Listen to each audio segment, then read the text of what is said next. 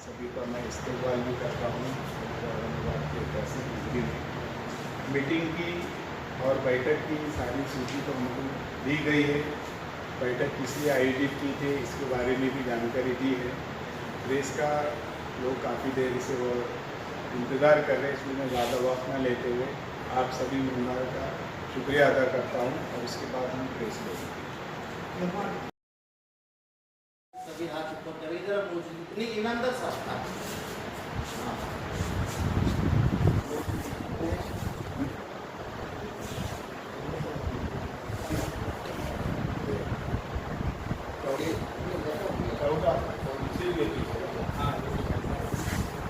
तो मैं आपसे गुजारिश करता हूँ, आप इसको मंजूर करते हैं कि आगे के लिए रखते हैं? मंजूर करते हैं।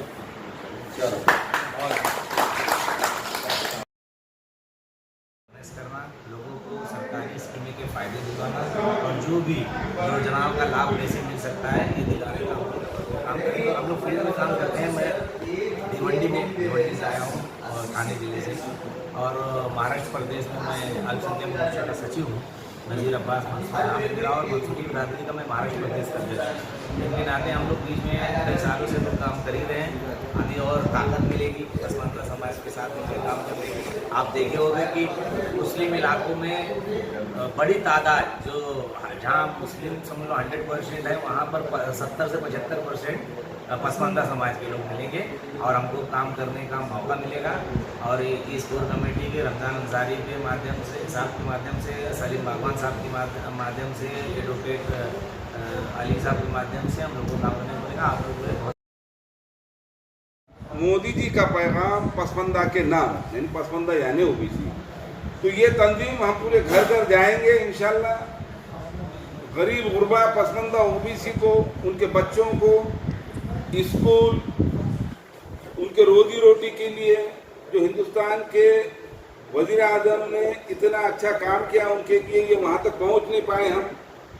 हम घर घर जाएंगे पूरे महाराष्ट्र में, हिंदुस्तान में ये तंजीम वो काम करेगी इंशाल्लाह।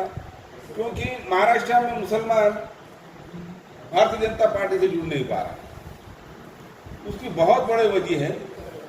उत्तर प्रदेश, यूपी जैसे मुकाम में मुस्लिम भारतीय जनता पार्टी से जुड़ा हुआ है, यानी कि उनको काफ़ी शौर है। शौर यानी अवेयरनेस है।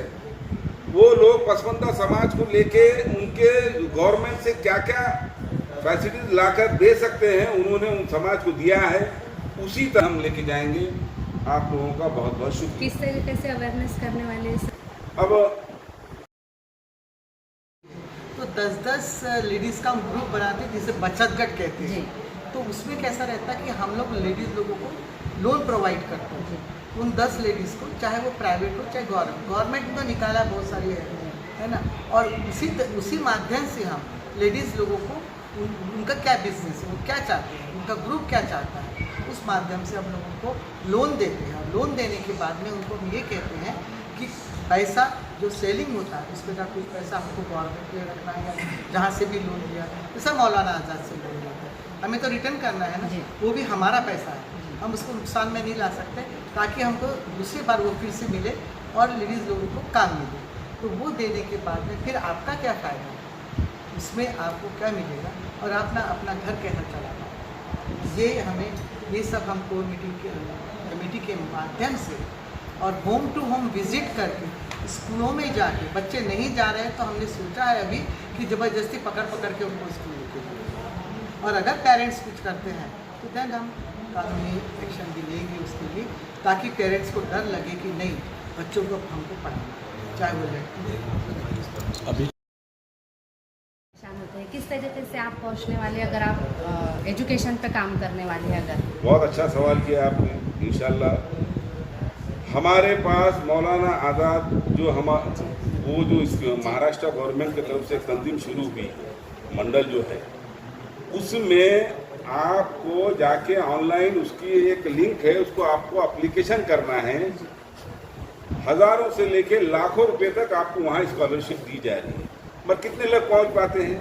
वो नहीं पहुँचने की वजह से ये तंजीम हमने यहाँ शुरू की है, जागरूकता लाना हमारा मकसद है, उसमें हर बच्चे के इसमें जागरूकता लाना मकसद है। आप तक कैसे पहुंच पाएंगे स्टूडेंट, उनके पेरेंट्स आप तक कैसे पहुंचना सर? नहीं, हम क्या करेंगे, हम जाएंगे कॉलेज जहाँ एजुकेशन, जहाँ समझो मिसाल के तौर पे हमारे पास यानी कारोबार के लिए तक आपको लोन है, इन चीज़ों का उनके सामने रखेंगे तभी ये सारी चीज़ें उनको मिल पाएंगी। कोई नंबर्स है सर जो आप आज शेयर करने वाले हैं कि लोग आप तक पहुंच सके? कोई फ़ोन नंबर्स वगैरह आज आप देने वाले हैं? बिल्कुल लीजिए इंशाल्लाह, 8830068639 एडवोकेट सैयद सिकंदर अली। कैसे पहुंचेंगे? वही यही तंजीम अपना 20 कोर कमेटी का ये आज पहला दिन है। जी। इसको हम पूरे महाराष्ट्र में, हिंदुस्तान में इसको हम लेके जाएंगे। ये कोर कमेटी का मकसद ही वो रहेगा कि घर घर जाके, जो उसका नाम ये रखा है मोदी जी का पैगाम पसंदा के नाम, यानी ये हम नहीं, ये आदरणीय पंतप्रधान जी नरेंद्र मोदी जी साहब, ये उनके हम कार्यकर्ते हैं जो हर घर घर को जाके, ये नॉन पॉलिटिकल प्लेटफॉर्म होगा।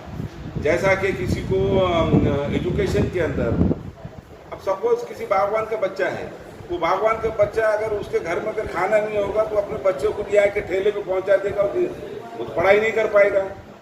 तो उसको क्या कैसी मदद की स्कीमों से पहुंच सकती है, या जैसे कि हम जो जमात आती है ओबीसी जुला से, जुला मैंने अपना वहाँ पे बुनकर लोगों का काम, और बुनकर के घर में बच्चे अपना वहाँ पे कमाए, घर में वही नहीं है, इनकम सोर्स भी नहीं है, तो बेचारा जाएगा। मगर चूंकि अगर ये पहुंचते हैं तो ये आगे उनके लिए मुफ्त होगा और बच्चे पढ़। सीएम रिलीफ फंड जो है मुख्यमंत्री सहायता निधि, वो तो इतना इजी है कि आप व्हाट्सएप पे डॉक्यूमेंट भेजो तो आपकी डायरेक्टली फाइल मंजूर हो जाती है। और उनको हॉस्पिटल को मॉनिटराइज करने के लिए वो अगर पेशेंट ऑपरेट करते होगा तो अगर वो फोटो अपलोड नहीं करते उनको पैसा नहीं देती गवर्नमेंट। इतना है, क्या बोलते हो मराठी में मैं बोलना चाहूँगा, देव लागला द्यायला पण पदर नाही घ्यायला, अशी अपनी अवस्था है मुस्लिम लोगों की। तो थोड़ा सा अपन भी एक कुछ ना कुछ, जैसा आप है पत्रकारिता से, मैं एडवोकेट हूँ, सीनियर मेरे एडवोकेट हैं, बहनें काम करते हैं, तो कुछ ना कुछ 98% अपने खुद के परिवार के लिए देंगे, लेकिन अपने समाज के लिए 2% अगर आप खुद काम करेंगे तो इंशाल्लाह आने वाला वक्त अलग होगा। पॉलिटिकल नॉन पॉलिटिकल चलेगा, लेकिन आखिरत भी सुधरेगी और अपने आने वाली पीढ़ी भी अपना नाम लेंगे, वरना ये माफ़ नहीं करेंगे अपने को। भाई ये ख्याल रखिए, आप भी थोड़ा सा इस पर अवेयरनेस करें। मैं जो सवाल आपको बताया वो आप सवाल कीजिए हॉस्पिटल से जाने के बाद, ये नियम रात का और दिन का अलग है क्या? अगर किसी को मारते तो रात में FIR नहीं होता, ऐसा नियम है क्या? 24 घंटे तो ऑलवेज ओपन है। इन इमरजेंसी अपने इसेंशियल कम्युनिटी एक्ट में वो आता है, हॉस्पिटल मेडिकल, पूरा गांव बंद होता है लेकिन मेडिकल कभी बंद नहीं गया नहीं होता, तो इसमें ही आता है। तो आप थोड़ा सा इस पर, उसी हॉस्पिटल में आप कैमरा निकाल के बात कीजिए ना, वो बोलेगा क्या है तुम्हें, कानून के आगे तो कोई बोलेगा नहीं, कानून सबसे बड़ा है।